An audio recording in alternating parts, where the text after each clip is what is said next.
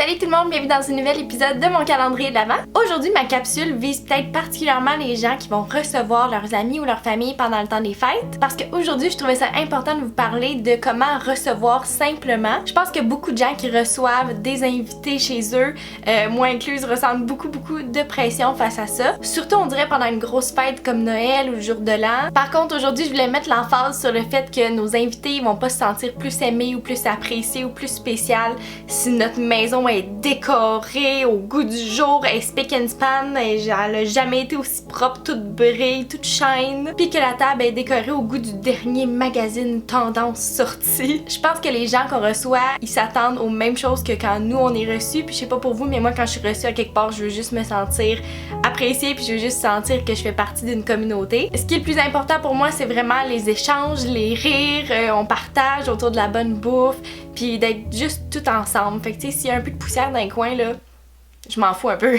Les gens sont tellement moins compliqués qu'on pense. Il y a personne qui s'attend à un setup parfait comme dans les films. Je pense qu'ils veulent juste un accueil chaleureux, une pause de la routine, puis de se sentir connecté tout simplement. Je pense même que si on en fait trop, là, les gens ils se sentent mal parce qu'ils se disent « Oh mon Dieu, ces standards sont si élevés, fait que là, quand eux on les reçoit, faut vraiment qu'on soit ça à coche, faut que tout soit beau, faut que tout soit propre, faut qu'on leur fasse un festin hors du commun. » Fait que là, ça fait juste un espèce de cercle vicieux parce que là, quand vous êtes reçus chez eux, là, vous voulez encore faire mieux, puis là, ça arrête jamais. Puis là, en bout de ligne, il y a juste plus personne qui s'invite parce que ça devient trop compliqué, trop coûteux, puis ça demande beaucoup trop de temps, puis ça devient même plus plaisant rendu là. Donc c'est ça, je pense que c'est vraiment nous qui nous mettons autant de stress sur les épaules pour recevoir les gens. Je pense que c'est des vieilles programmations sociales qui nous embrouillent l'esprit que tout doit être parfait, que la femme de la maison doit bien recevoir, bien nettoyer, tout faire à manger par elle-même, qu'elle doit cuisiner jour et nuit pour faire un festin. Puis même c'est pas rare encore qu'on voit l'autre qui fait juste courir partout à essayer de remplir le verre vide de tout le monde, à courir dans la cuisine pour préparer une entrée, aller sortir le chien dehors qui demande la porte,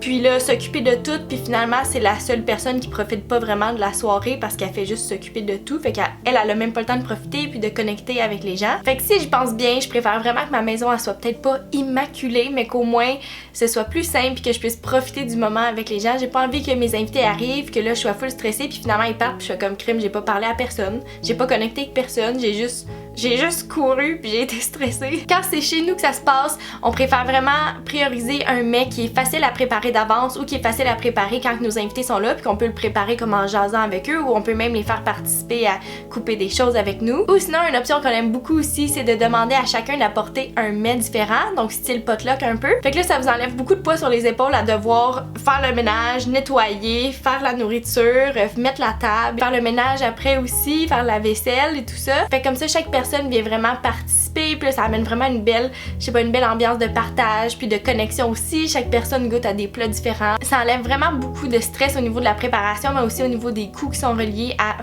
préparer un mets, surtout pour une grande quantité de personnes. Donc c'est pas mal ça. J'espère que ma vidéo vous a inspiré à recevoir peut-être plus simplement votre famille ou vos amis si c'est vous qui recevez à la maison cette année. Et puis là, tout ça, ça tient aussi pour n'importe quelle occasion dans l'année, pas juste pendant le temps des fêtes. Je pense qu'il faut juste pas perdre de vue que quand on organise des événements comme ça, le but fondamental de tout ça, c'est juste de connecter puis de partager des beaux moments puis des souvenirs avec les gens qu'on aime. Fait que c'est vraiment juste ça qui compte. Sur ce, je vous aime beaucoup puis on se revoit demain dans le prochain épisode. Bye bye!